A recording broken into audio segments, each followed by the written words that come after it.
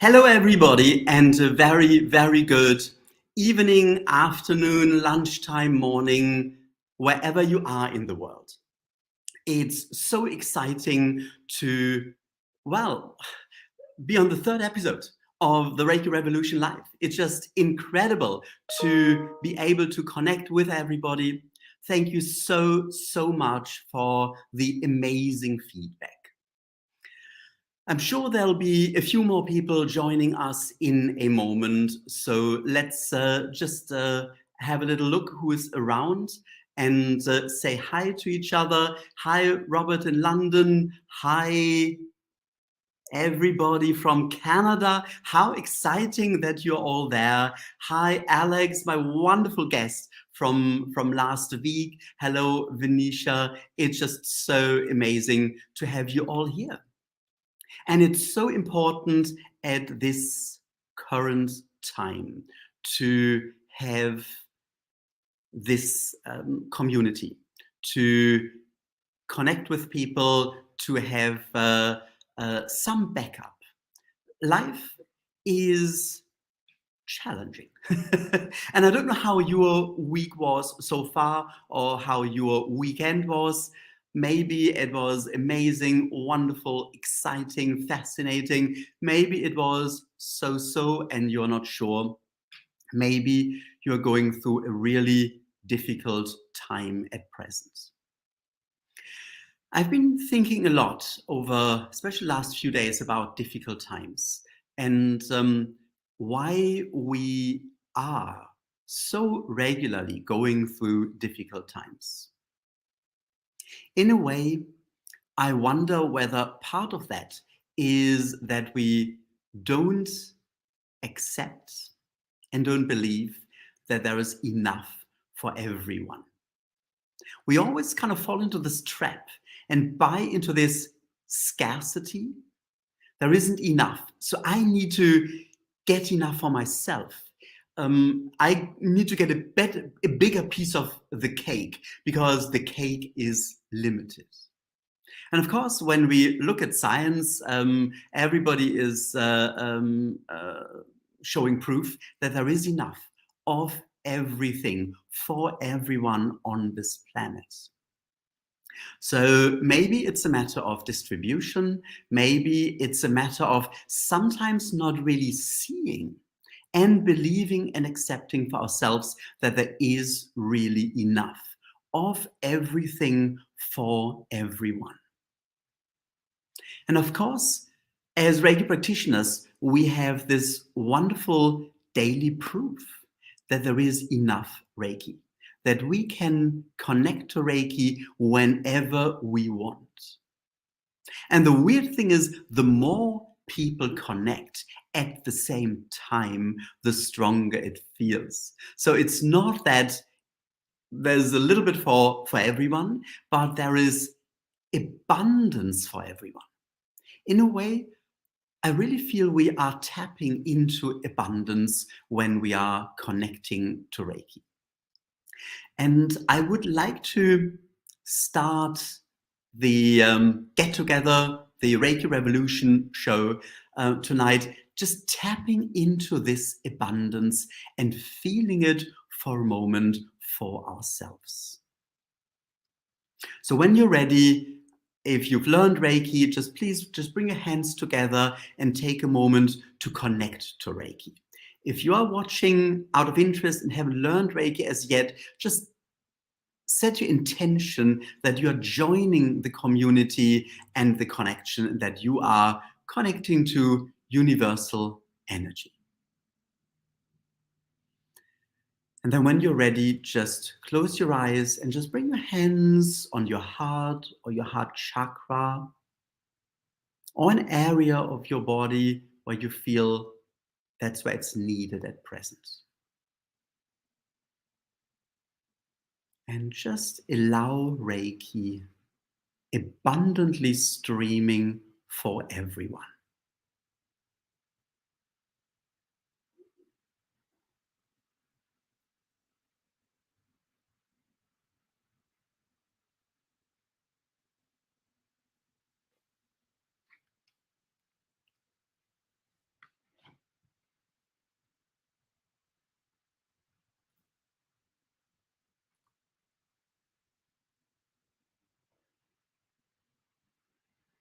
And you may want to really sense and experience just how much there is. Often people connect the idea of Reiki to infinity, infinite resources, infinite help.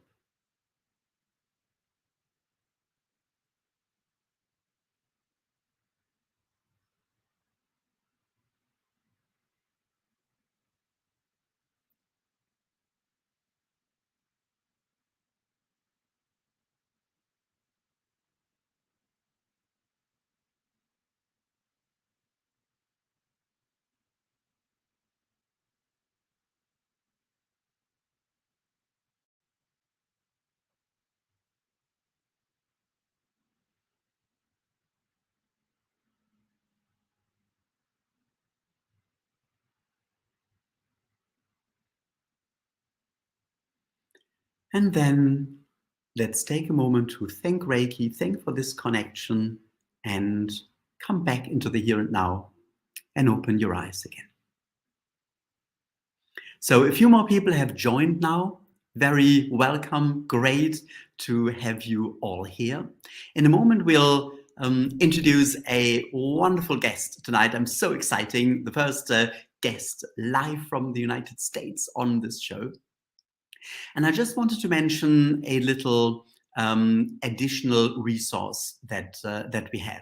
So these shows run every week, every Tuesday, and they are entirely free. They are for everybody. They are meant to get more inspiration, to get support, to get ideas, to really feel part of a community that gets together to make the world a better place.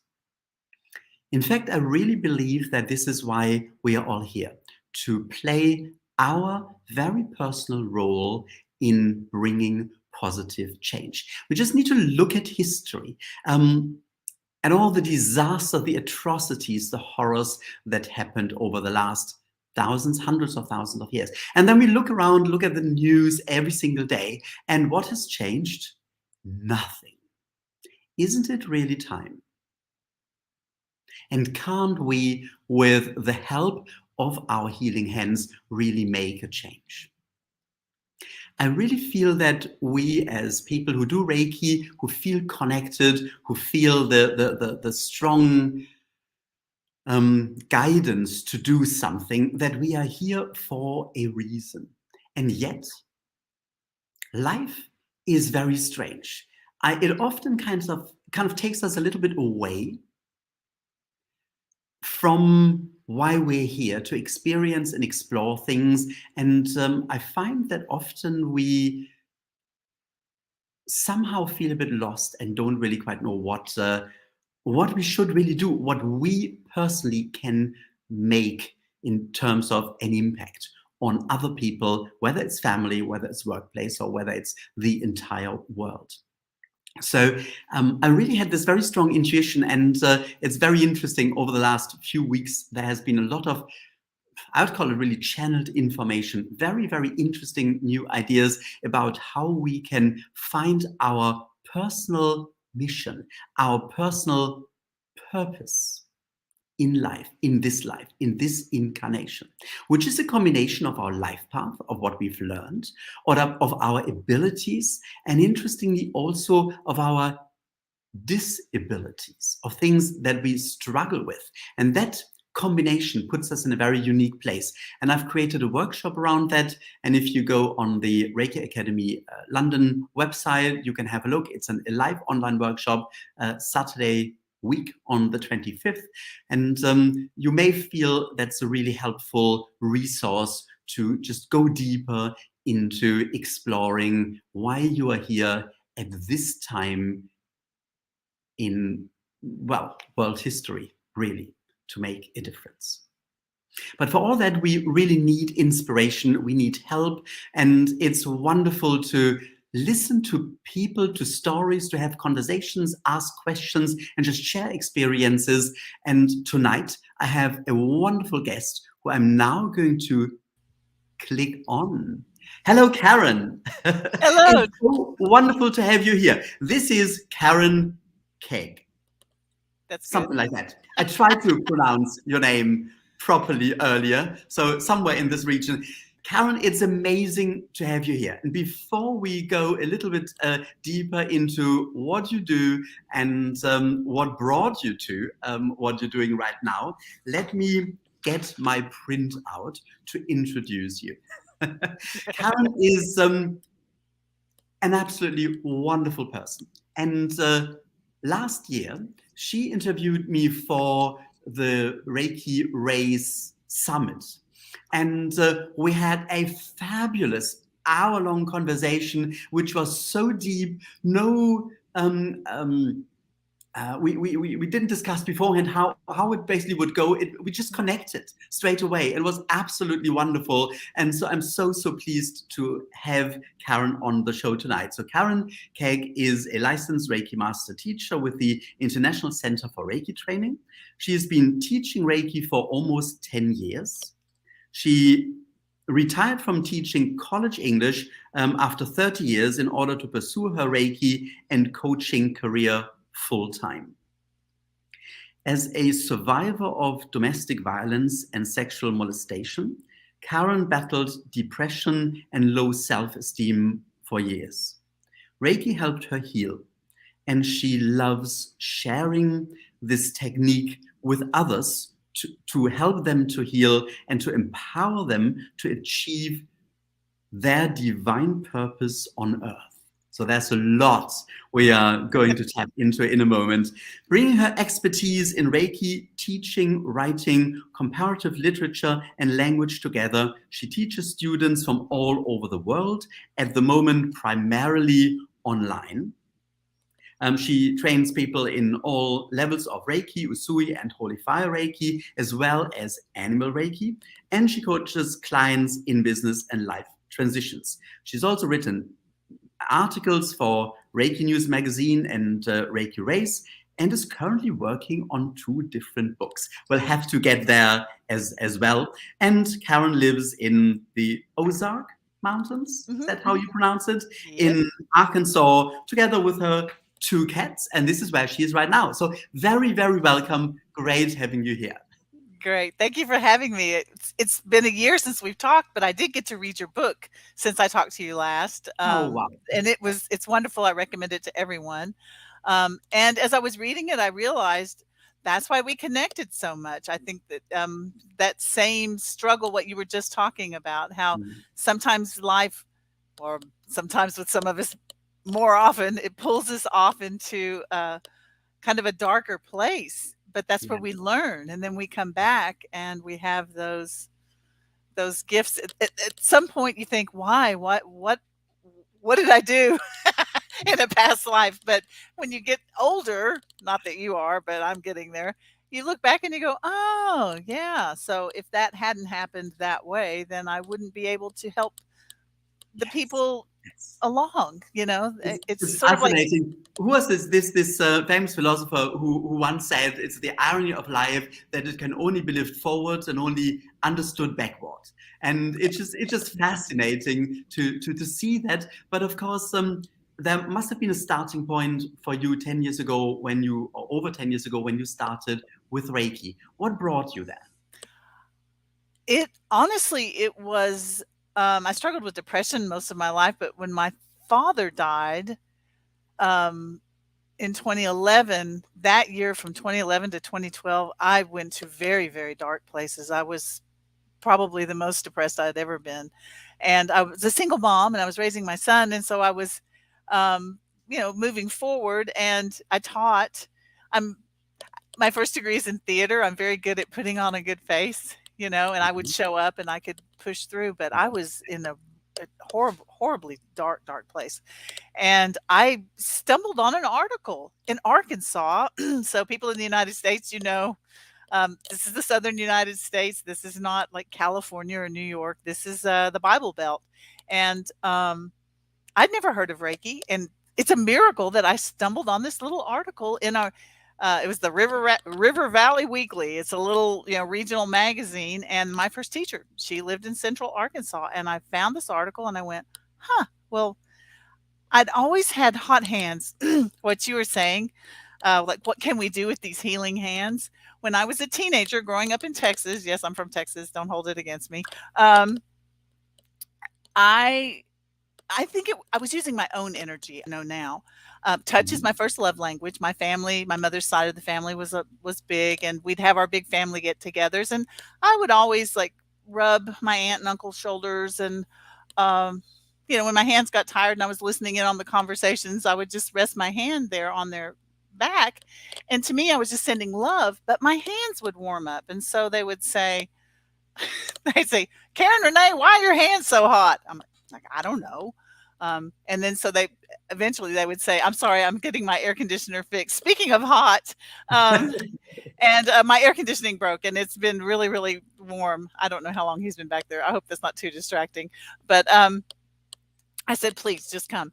Anyway, so I had always had this ability to make people feel better with my hands, and we all have that ability. I think that's our own energy. When children have a stomach ache, they put their hands there. When you bang your knee, you put your hands there. We had that's just natural for everyone. But when I read this article about Reiki, I went, this is something different. Maybe what I've always done, and I was 49 years old at this point.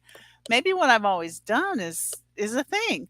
So I took the class, and during that 2-day practitioner course, the second day, I had during practice time, I had this huge, huge release of just I remember it was embarrassing that I thought, what is this teacher going to think? What are these people going to think of me? Because I could not stop crying. I was just, it felt like an infected wound that just opened and just blah blah, and I just sobbed and cried.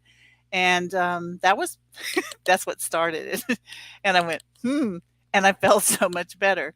So the next year, I started practicing every day. I would, Reiki myself, Reiki my friends, Reiki my son, Reiki the house, Reiki everything. And when I look back, that's where everything started to shift, you know, just like Wow. in your book, when I was reading your book, I thought, Yeah. yeah, when it comes into your life, but doesn't mess around, it's like, boom, here you go. Honk, there it is. And it just starts changing. It turned out that I had seen that William Rand was teaching a master level in the UK, and you would get the attunement in the center of Stonehenge. I was like, oh, I want to do that. But I thought, how? I was, on a teacher's salary, single mom, no child support, didn't have a lot of money. And I sent Reiki to that. And it turned out that when I checked the dates, um, we used to take groups of students abroad. If I had 6 students, I could go free.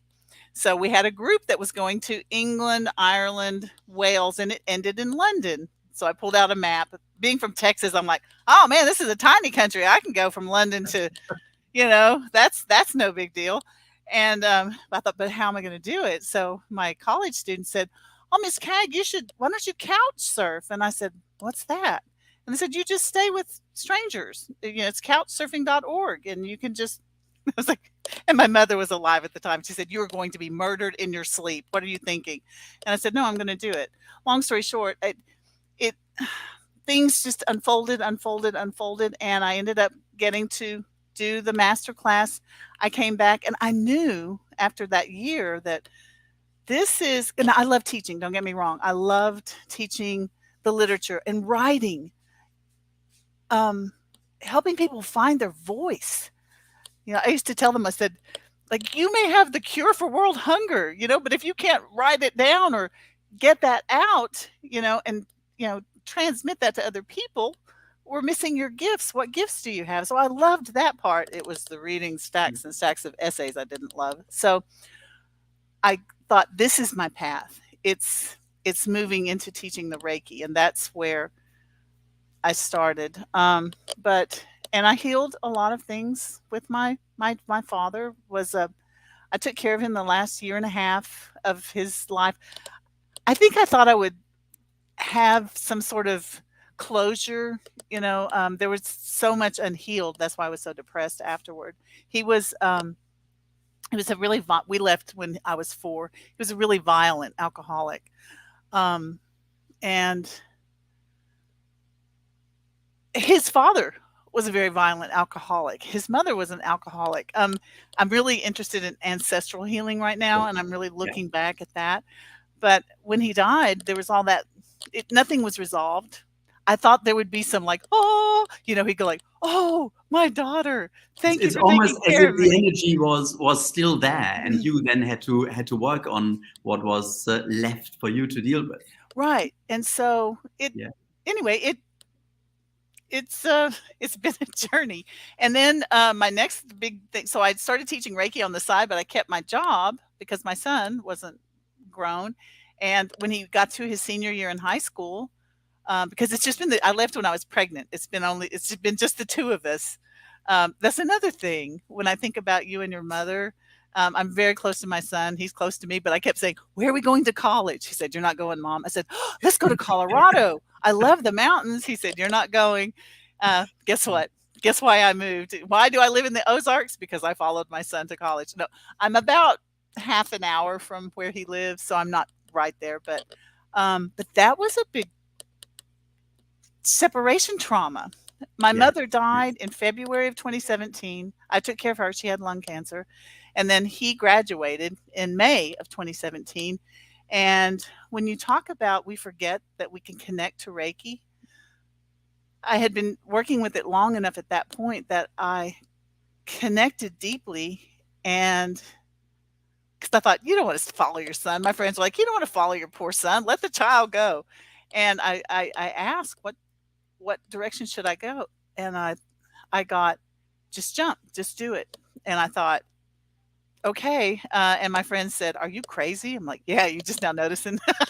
No, um, I quit my salaried position and moved about 3 hours north and opened a business and learned how to do a business because I didn't know. Like, I can tell you all about, like, I don't know, Goethe, like German romantic poetry or something, but I didn't know anything about networking or starting a business.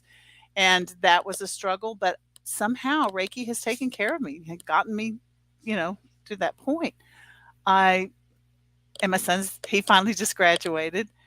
Anyway, but I got the business up and going, and then poof, COVID hit. I'm like, Yes. okay. But you kind of get into this groove of like, rather than what fresh hell awaits me around the next corner, of like, oh, well, isn't this interesting? I wonder what's happening here. What's going on? Yeah. And it turned out, and I'm also probably my academic training, I doubt everything, but William Rand came and said, the energy is shifting, and we are going to be able to do online attunements, because the holy fire, you don't do. Now I'm trained in Usui with the attunement, the many steps, and very Yeah. complicated attunement process. But with the holy fire, and I didn't want to do that either. Did I say I grew up in the Bible Belt? I heard holy fire and I said, I don't want to do that. No, thank you. But I felt the energy and I went, it's different, and I want to do that. So that is a hands-off attunement. So then when he said, we're going to start doing Mhm. online attunements, again, I was like, what? Really? That's one of the, the code of ethics, the standards of practices. We don't do distant attunements, right?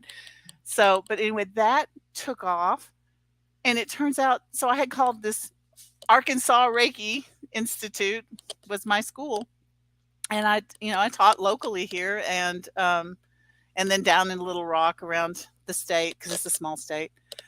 But now, and I was also terrified of teaching online.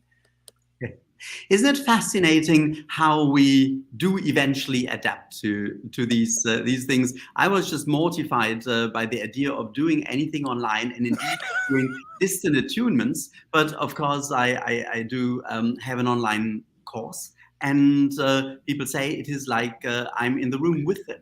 And of course, Yes. once we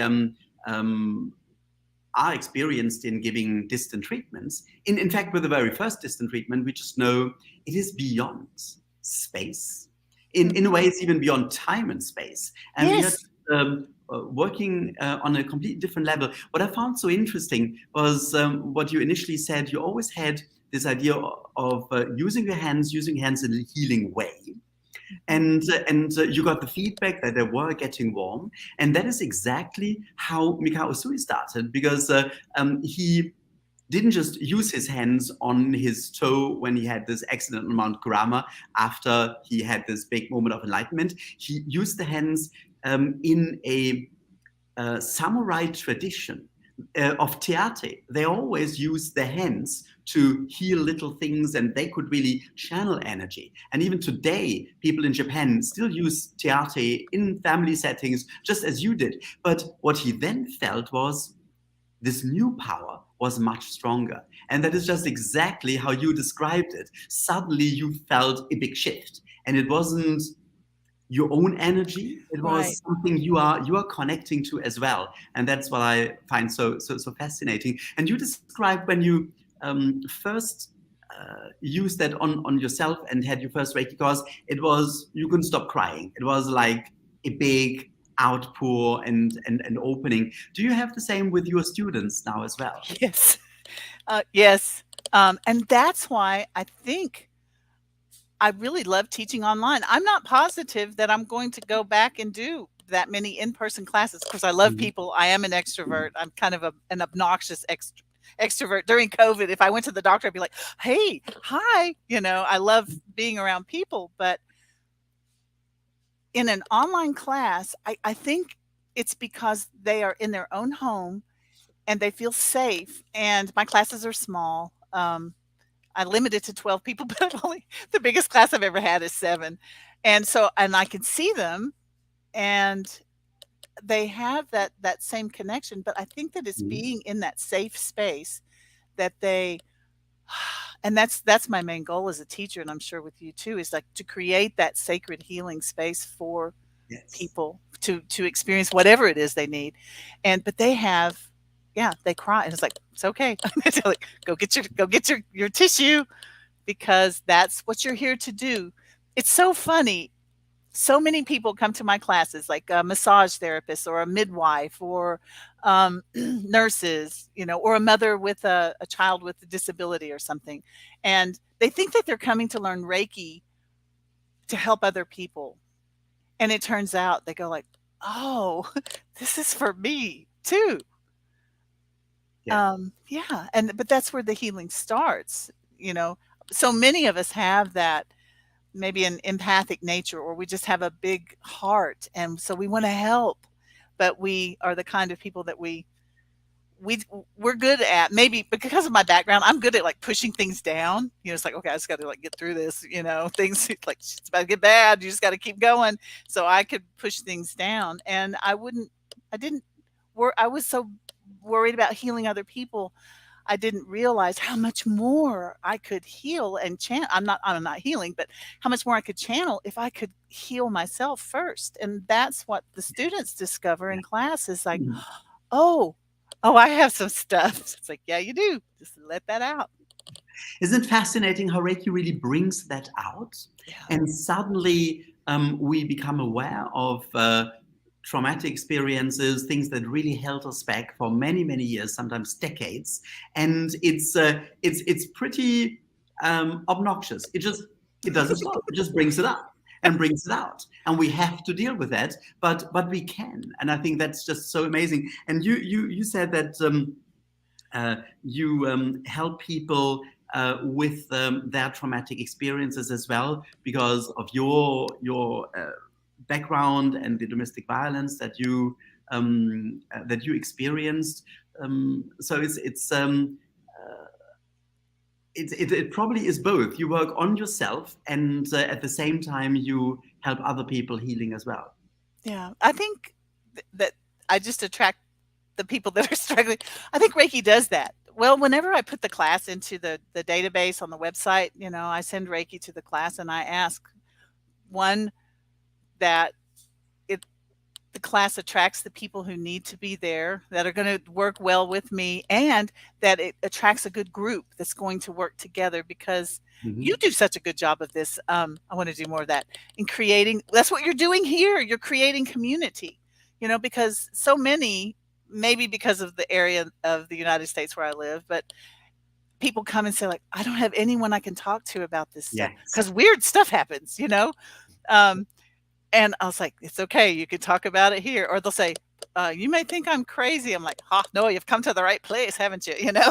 This is where we talk about. Well, that's our limitation. That's the scarcity. That's the kind of thing we are conditioned to do and to think, and not thinking outside the box. And when we experience something we often start with thinking, that can't be true. Right. We think it's wishful thinking, rather than looking at it and thinking, okay, so what does it mean? Is it real? So how can I go deeper? And this is what Reiki really encourages us to do, I find. Yes. Going deeper, and it's all about experience. Yes, I have to share, because you can see the men working back here. What you're talking about is exactly what happened to me. So the air conditioning broke. I mean, it's old, it broke. And this was a holiday weekend. So I thought, oh, my landlord is not going to want to pay extra for them to come out. But finally he did. And I bought a tiny air conditioner, because it was going to be 3 weeks before they could get this. And I did with the tiny air conditioner, because I didn't think I had enough money to spend on an air conditioner. Scarcity mentality, like you're talking about. And then I couldn't sleep at all last night. It was so hot with this tiny air conditioner trying to cool my whole half of a house. And so at 6 a.m. I showed up at the home improvement store, and I bought a portable air conditioner, which cost me more than I thought I should spend. What I realized was, then I should spend on myself. But I thought, I'm going to do it. So I bought it. I brought it in, and that's why I can sit here and talk to you now without like big stains or something. But about 3 hours after I figured out how to put this together, they called and they said, you won't believe this, but we're going to be able to come today to put in your unit. I said, what do you mean? He said, well, we were working at another job, but there was a problem and we're not going to be able to finish it. So we decided to bump you up a whole week. I'm like, really? So this, isn't that what you're saying? Like, I'm in this scarcity mentality. Part of it is like I'm not worthy. I'll just sit here and sweat. And then the other part is, what if I don't have enough money? But once I trusted, because I asked, like, should I get this? And I got, go get it. So I did. And then everything happened. There is a certain irony in that as well. And I sometimes wonder whether there's a real element of playfulness in the universe. and we just kind of have to join in. And that's it. This is what I so loved about Reiki right from the start, that you don't have to sit somewhere cross-legged on a nail board and meditate all day. You can have fun. You can go out. You can laugh. You can enjoy things together, and sometimes get these little surprises from the universe. Just now it comes as a double dose. Your air conditioning. Yes. Well, and this is what I've learned. William Rand says, like, a Reiki master is not someone who's mastered Reiki. It's someone who has surrendered to Reiki and is mastered by Reiki. And that's what, but I continually learn it as long as I've been doing it. It's little things come up. But the fact that I realized, you were thinking you weren't worthy to what? Be able to sleep without suffocating, and I thought, yep, that's some of that it's old stuff. And it seems like when I heal something deeper comes up, and then, it just continually happens. And I think self-worth and self-love is a really, really big topic. And it was Hiroshi Doi, the Japanese Reiki teacher, who put in his book, for him, Reiki is a wave of love. So suddenly we are allowed to love ourselves just by using Reiki, by feeling the connection. We are worth it. Yes. And that is just so amazing. And I've met so many people for whom this really started a whole transition of finally stepping into their power. Because of course we are very powerful beings. We are spirits in a body, but we need to realize it. We forget. And It's like a remembering, like, oh, that's right. yeah, I'm part of everybody. Everybody's part of me, and I'm just as worthy as they are, and they are just as worthy as I am. I never had trouble with that they were worthy. It's just I always, but that's been part of my lesson. That's what I came here to experience. When you said earlier about like kind of going off the yeah. path, and you go, and then you come back and go, that's what that was about. Uh-huh. And that's what you help other people. I love Yeah. how it's put in your bio that you help people to achieve their divine purpose on earth. I think that's brilliant. What does it mean for you? For me, so I've just learned this about myself. I've been working with someone who does human design, and I'm a projector. I don't know if you know anything about that, but I'm very good at seeing other people like, well, if you do this and this and this and this, that's what I could help students with the most with writing a paper. They'd come to my office and I would say, "This Miss Kag, I don't know what to write about." And so I would just kind of dive in and go like, like, so what's your biggest fear? And then I could go from there and say, so I'm seeing I see patterns like, here. And it's Right. easy for me to project that back to people to say, here's what you seem to be good at. And I can ask them the right questions. And that's where the coaching sort of comes in. I didn't know it at first, but like, Mhm. okay. So their divine purpose on earth, everyone has a divine purpose. What you were talking about earlier, that there's enough for everyone, and everybody has a part to play. Of course, I guess with a theater background, I think like well, that's so Shakespearean, right? Like we're all actors on a stage. We all have a reason for being here. Um, and I specialize in working with, even when I was teaching. So I taught in a community college, and I would get usually the non-traditional students who were single parents coming back to school after their life was a wreck. And it was really easy for me to see their gifts. And I could say, you know what? Not everybody can do what you just did. And they were like, what? That was easy. I'm like, yeah, that's easy for you, but it's not for everyone.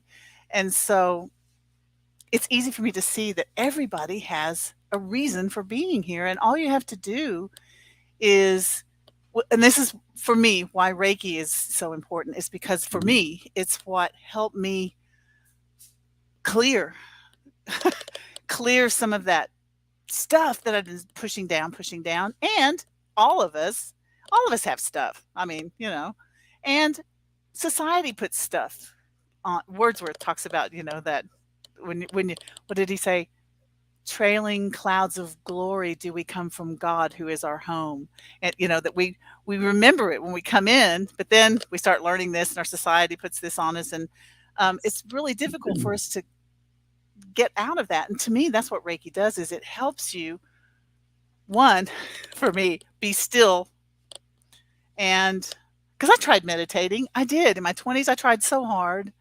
I would sit there and, like you were just saying, this isn't what spirituality is about, though. I'd sit there and go like I'm meditating. Like, what am I going to have for dinner? What is the cat doing?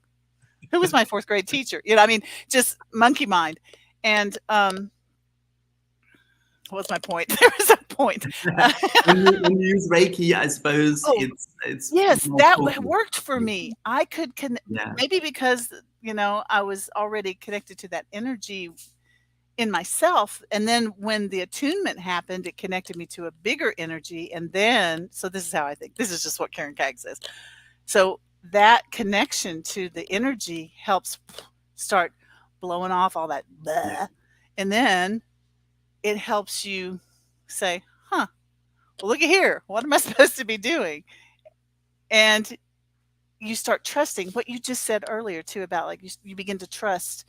The more you take little steps, little risks, following that intuition when you're quiet, doing your self Reiki sessions, the more you do that, you go, that worked.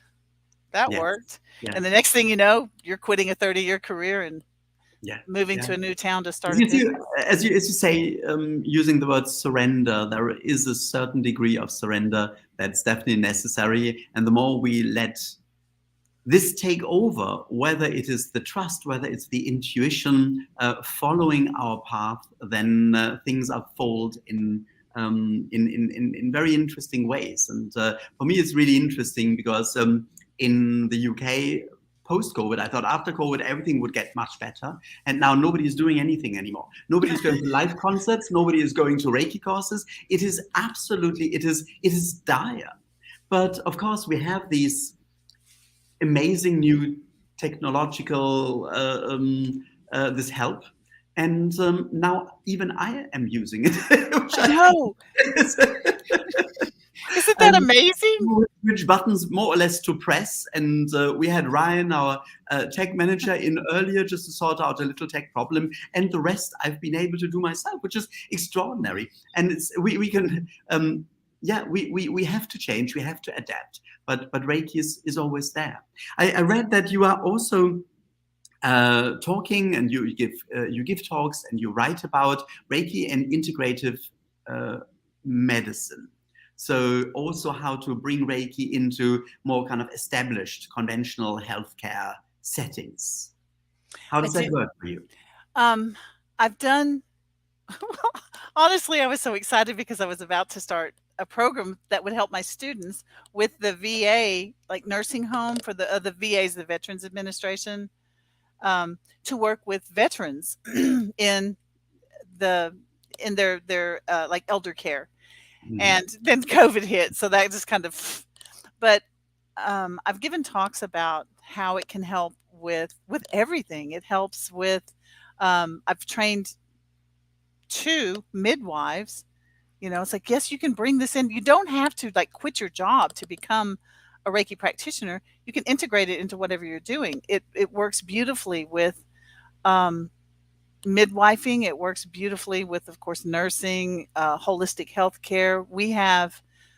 There are 800 hospitals in the United States, or more probably now, that integrate Reiki. Usually it's a volunteer program, but my friend Tracy Sullivan, who lives in New Haven, Connecticut, she started as a volunteer and created a volunteer program, and then it has turned into like paid positions. So, and I think in the UK, do you have? Yes, there are some. It's tentative, but there are some projects like in St. George's Hospital in London where Reiki practitioners are really paid for their job, like nurses. Yeah. So yes, there is something going on already. And one of my students, it's a volunteer position as well, but she was telling me that she said, I am part of their care team. So, like with the chaplains, that's the department that she fits into. So, which I found really interesting because normally in the West, we think of, oh, it relieves pain, it lowers blood pressure, it helps you heal. We think of the hands on the physical healing that Reiki does. But this particular student, and she's in New York, but she is part of the spiritual team. And I thought that's interesting. To me, that's like, that's like more back to to me what Reiki is really about. So we have something in the hospitals here called Code Lavender. I don't know if you have that. Have you heard of that? Code Lavender? So, like if you're in a hospital and you hear code red, that means everybody's like all hands on deck. There's something wrong. But in some hospitals now it's called Code Lavender. They put out a Code Lavender, and that means someone has just died and the family needs support.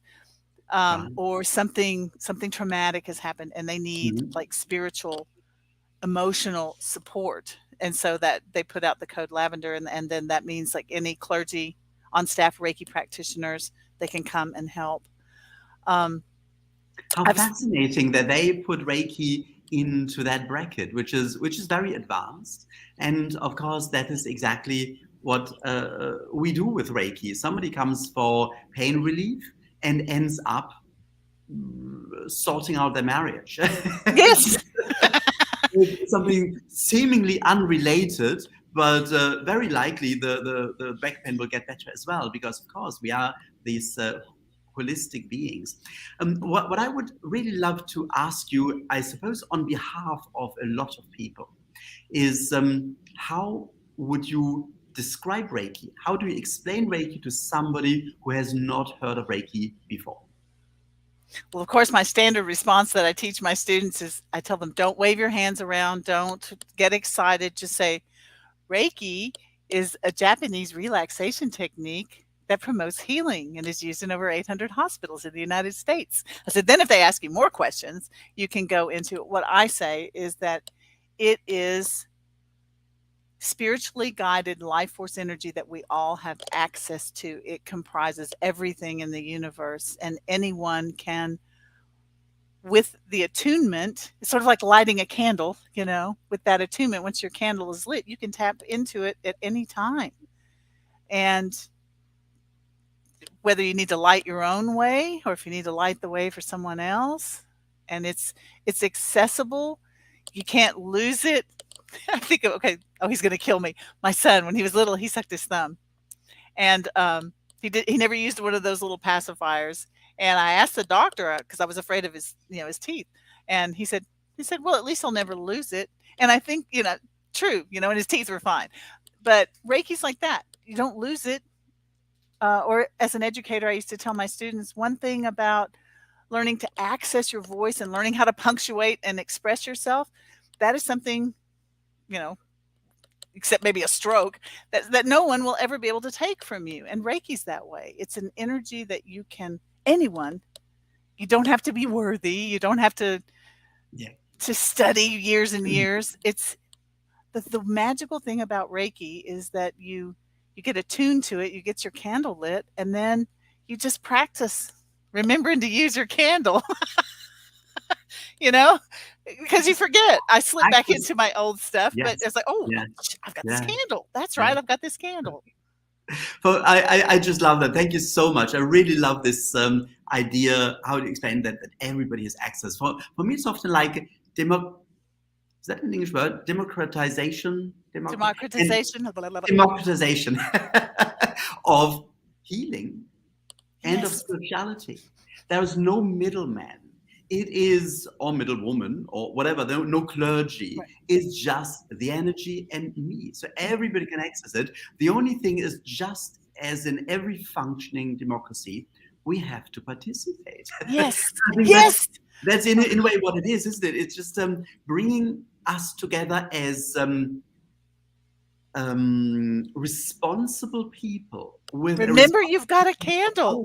Being and others, and yes, bringing in the lights and sharing and bring more and more in and bring this web of positivity, of light, of energy to the world. And that's how it's going to change. When you were, now I'm going to come full circle to what you were saying when I was in backstage. That when you're talking about the scarcity, it's like we all have the ability to do this, and we don't. Okay, because you have free healthcare. We don't have free healthcare, you know, in the United States. But it is a democratization. It's like we all have this capability, and it's like a Reiki Revolution. It really is. But because we really need that, don't we? Yes, it's part of the shift that's happening. We need. I have a friend who says there should be a Reiki practitioner in every family and a Reiki Master in every extended family. And if we had that, that would be a pretty different place. Yeah, everyone thinks it's like, oh, you're a Reiki Master, you're so special. I'm like, no, not really. You can do this. Anybody can do this. Amazing. And it's the very, very same how it started with Mikao Usui. He just shared it freely. He didn't believe he was in any way special. He just noticed that after his very interesting life with lots of ups and downs, he got this gift, and then he decided to bring it into the world. And that's what we can do today. That was his divine purpose. That is, I suppose, the divine purpose. Absolutely. Well, Karen, it's been so fast. Sorry. No, it's just amazing. We've got 10 minutes left, and I would love to just dive a little bit into the experience once more. and give Reiki to everybody who is here live tonight, and also especially everybody who will join in at a later stage. As you say, that's the beauty with doing things online. Yes. With the time lapse, we can still join in and feel the community. So Yes. I would just like to invite everybody to connect to Reiki, share Reiki with everybody, and receive Reiki. So whenever you're ready, I would like to just ask everybody to just bring the hands together, or however else you usually connect to Reiki. Just set your intention and take a moment until you feel the connection. And then when you're ready, just open your hands and set your intention that you're now sharing Reiki, this healing energy, with everybody who is live here today or who will join in later. If you've learned the connection or distance symbol in Reiki, you can just draw that and really deeply feel this connection. I always think it's a bit like tapping into the quantum level where we are all connected and naturally are one. And then just enjoy and experience sending Reiki, and from everybody on here receiving Reiki at the same time.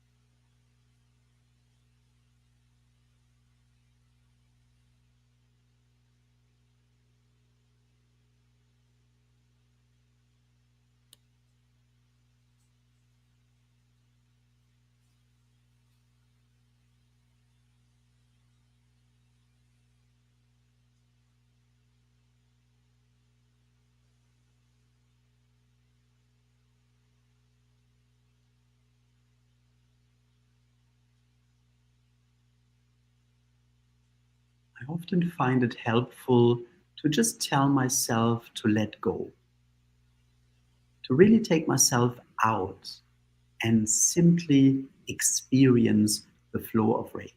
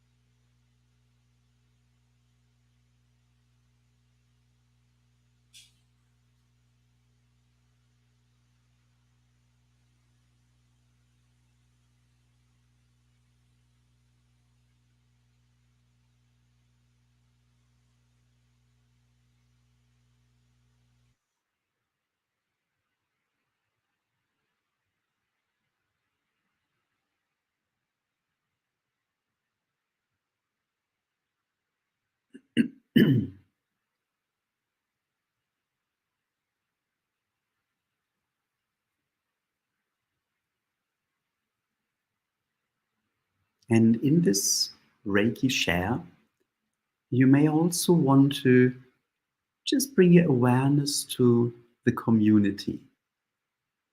Being connected with so many people all over the world, beyond gender, ethnicity, religion, and nationalities, just connected as human beings, as spiritual beings in a body.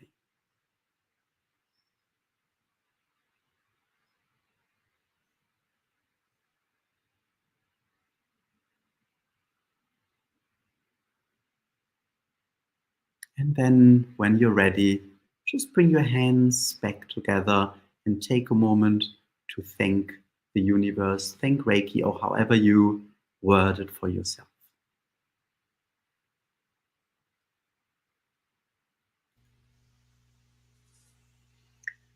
So once more, thank you for joining us tonight or today, Karen. So interesting because here in Europe it's already 8 and 9 o'clock at night. So it's so wonderful having you here, Karen. And I'm going to, I find that, yeah, I'm going to put that in once more. If anybody wants to connect with Karen, seek her advice, do any courses, just go to reikiinstitute.com. And connect with her. So thank you so very, very much for joining us despite all this upheaval in your home. I know what it feels like not having slept and then doing something like that. Oh man, sorry. Yeah, thank you so much for having me. I really love talking with you. Interesting lesson. Once again, thank you so very, very much and have a wonderful day. And just stay online in the background and we'll connect again in a moment.